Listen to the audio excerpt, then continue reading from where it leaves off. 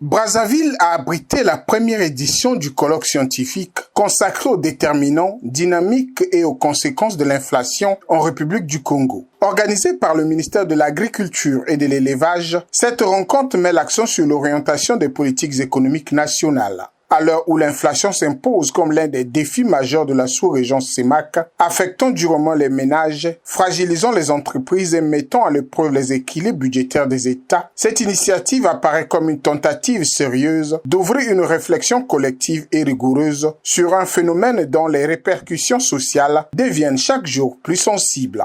Nous lançons à l'instant les travaux de ce colloque dans un contexte où l'inflation érode progressivement le pouvoir d'achat des ménages. Dans un pays en développement comme le nôtre, les dépenses alimentaires peuvent atteindre la moitié du budget des familles. Or, depuis plusieurs années, le renchérissement continu des produits de grande consommation accentue les difficultés économiques et sociales des populations. Pourquoi le ministère de l'Agriculture se saisit-il de ce dossier? La réponse réside en grande partie dans le poids de l'alimentaire.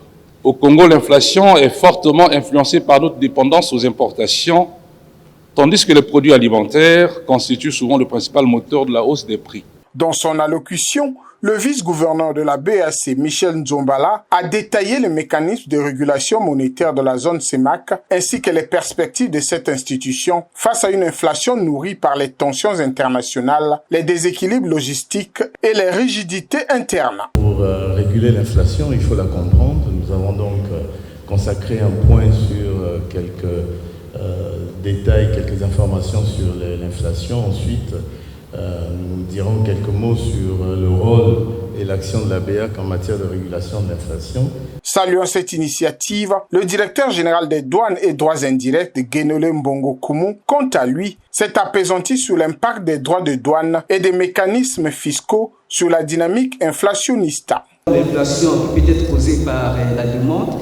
Lorsque la demande globale sur un marché donné atteint un niveau élevé, que l'offre de production n'arrive pas à suivre, mais vous avez également l'inflation qui peut être causée par les coûts. Et là, c'est lorsque les coûts de production, notamment les intrants, les matières premières, etc., augmentent et se répercutent sur les prix des biens et services. Les différents panels ont permis de mettre en lumière la propagation de l'inflation dans les circuits commerciaux, les effets des droits de douane et des mesures fiscales sur l'inflation en République du Congo. Dans les statistiques de l'administration des douanes, nous avons atteint 663 milliards, de 663 milliards des importations des produits agroalimentaires en 2025.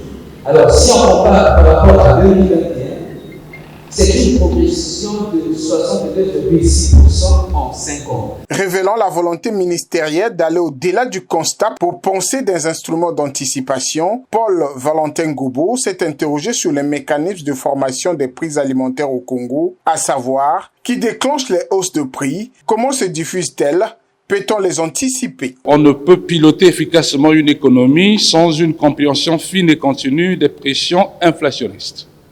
C'est pourquoi nous avons l'ambition de faire de ce colloque un rendez-vous annuel.